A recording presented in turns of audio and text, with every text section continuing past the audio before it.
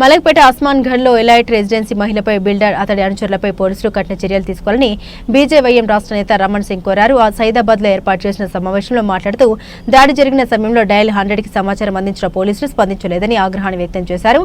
నేతల అండతోనే కొందరు పోలీసులు పక్షపాత వైఖరి అవలంబిస్తున్నారని ఆరోపించారు. దాడి కారకులపై పోలీసులు సరైన చర్యలు తీసుకోకపోతే బీజేపీ పెద్ద ఎత్తున ఉద్యమిస్తుందని హెచ్చరించారు.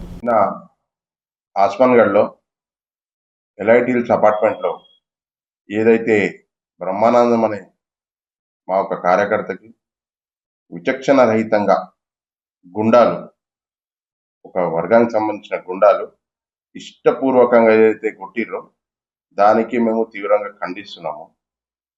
ఇలా వాళ్ళు ఏదో వచ్చి రౌడీజం చేసి ఇష్టరాజ్యం గుండారాజ్యం చేసుకోవడానికి ఈ రౌడీజం రాజ్యం కాదు, గుండాయిజం రాజ్యం కాదు.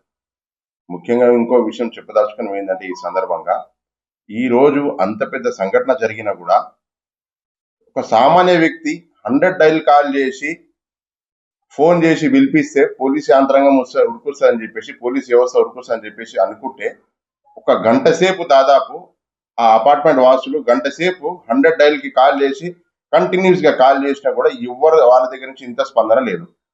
అంటే మనం అనుకోవచ్చు వాళ్ళకి భద్రత ఏ రకంగా ఈ కాంగ్రెస్ ప్రభుత్వం కలిగిస్తుంది. అంటే కాంగ్రెస్ ప్రభుత్వం వచ్చినాకనే ఇలాంటి దాడులు జరుగుతాయా అనేది మా యొక్క ఆలోచన.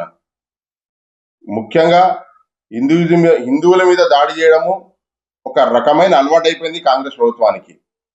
ఇంతకుముందు జరిగిన దాడులు అవే, ఇప్పట్లో కూడా జరిగే దాడులు అవే. మేము ఈ రోజు చెప్పదలుచుకున్నాం ఏంటంటే, ఎవరు కూడా పడవలసిన అవసరం లేదు. ఖచ్చితంగా భారతీయ జనతా పార్టీ కార్యకర్తలు మీ అండగా ఉంటది.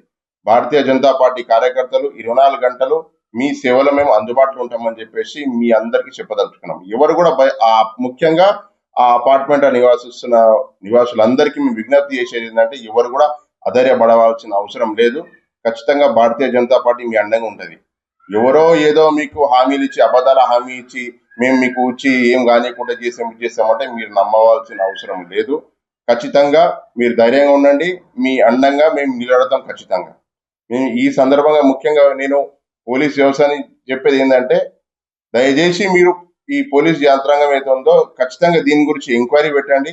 ఎవరైతే నిందితులు ఉన్నారో వాళ్ళని కఠినంగా శిక్షించాలని చెప్పేసి మేము మళ్ళీ చెప్పడం జరుగుతుంది.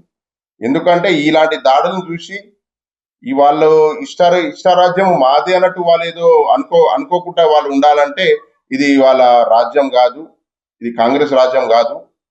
ఈ యొక్క రాజ్యము, ఈ యొక్క దేశం అనేది అందరిది. కాబట్టి మీరు చేసే దాడులను ఖచ్చితంగా మేము ఈంట్కా జవాబు పత్తర్సే దేంగే ఏదైతే నినాదం ఉందో ఖచ్చితంగా దాని తగ్గట్టు మేము మీకు హెచ్చరిస్తున్నాం. ధన్యవాదాలు.